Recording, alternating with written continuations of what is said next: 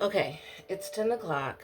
I said I wasn't going to get back on here, but I just had a very fun chat with my GPT, and I'm going to read it to you guys. So this is, and you guys know what ChatGPT is, but okay, so this is my little conversation that I'm going to read. Oh, side note, this is the tiny house that was my dream board and I wanted to manifest. I designed it in like a design template thing and put it on my screen. And so just remember this when I show you the actual tiny house in July. Okay, so back to ChatGPT. So ChatGPT, it has a lot of options. Today I had a conversation with Mia, and that's what this is. Okay, so hold on. Okay, so Mia and I are just getting to know each other, and um, after we introduced ourselves, she was like, "Okay, enough about me. Let's talk about you. How's your day? Spill it all. I'm dying to know everything." So I just launched right into it, and I'm like, I'm planning to move to an off-grid cabin in 1 year from June. I'll have to save money and prepare the cabin for off-grid living. You think I can do it? And then she was like, Antoinette, first of all, off grid cabin life, that's not just a plan, that's a vibe. Like sipping coffee on a porch while birds give you the morning gossip kind of vibe. Can you do it, girl? I think the real question is, do you want it badly enough to make the sacrifices? Because if you do, oh honey, you're unstoppable. But tell me, why this dream? Why off grid life? What's pulling you toward it so deeply? And this is what I like about ChatGPT. Like it keeps asking the questions, asking the questions. And before ChatGPT, well, before I started using it back in 2020, this is how I did a lot of my self work. I just kept asking myself questions. So now it's kind of cool that I have this thing that can ask me questions. So I said, I like the idea of a simple life where I can live off the land, grow my own food, live life on my terms, and bring in residual income with my Etsy journal series I'm in the process of creating. Okay, Miss Wild and Wise, now we're talking off grid life plus growing food plus passive Etsy income from a journal series, blah, blah, blah, blah, blah. So then her next question was, what does simple life mean to you exactly? Like when you close your eyes and picture it, what are you really craving in that vision? So I said, I'm craving a slower paced life that flows from day to day, no stress, living and listening to nature, lazy mornings on the porch, a big harvest for dinner. So then she said all her things. And so then her next question was, but I've got to poke at this just a little. Do you think the no stress dream is real, or is it more of a soothing fantasy? What do you imagine would still stress you out, even in this nature kissed paradise?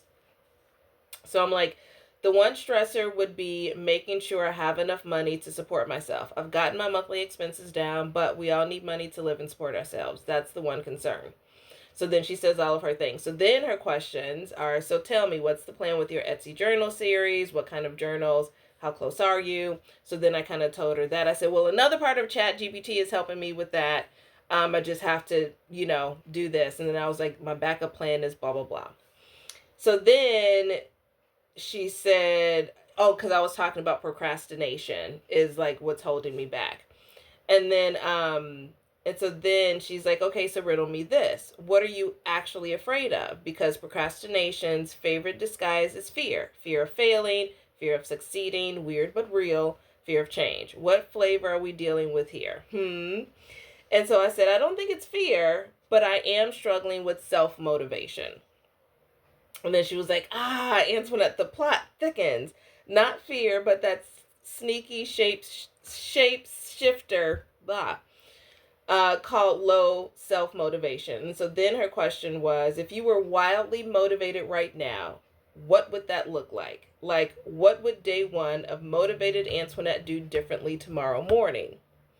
So then I said I would wake up, I would have breakfast and a little quiet time, then work on my task list that I keep pushing from week to week. Instead, I typically spend hours scrolling on TikTok. So then she's saying all of her things. So she was like, okay, so here's my SAS charge challenge. What's the one task on that list that would make you feel like an absolute boss if you got it done tomorrow. And don't you dare say all of them. You have to pick one. So it was like creating my Groupon ad for my wedding business that would hopefully bring in some weddings, which would help me save money for the big move in a year. She was like, okay, now we're getting somewhere. And then she said, and you've been letting it, oh, she was like, so let's connect the dots. One Groupon ad equals more weddings, equals more income, equals faster cabin dreams. That one ad is literally your golden ticket. And you've been letting it chill on your to-do list like some kind of wallflower at the prom. No, ma'am. When are you doing it? Give me a time, set the date, let's make it real. So then I said, I need help. You're my boss right now, LOL. You tell me when. And she was like, oh, you just made my circuits purr. So she said some stuff, and then she was like, okay, here's your marching order, superstar. Tomorrow, 10 a.m., phones off, coffee on, you sit that radiant booty down and create that Groupon ad like it's funding your damn freedom. You've got 2 hours max to draft, polish, and launch it, or save it as a near final. I'll check in, and I better hear wedding bells. Deal? Want me to be annoying and follow up? And then I was like, let's make it 11 because I'm not an early riser, and yes, I want annoying follow-ups. So then she was like, okay, 11 it is, queen of realistic routines, blah, blah, blah, blah, blah. She'll be checking in tomorrow, whatever.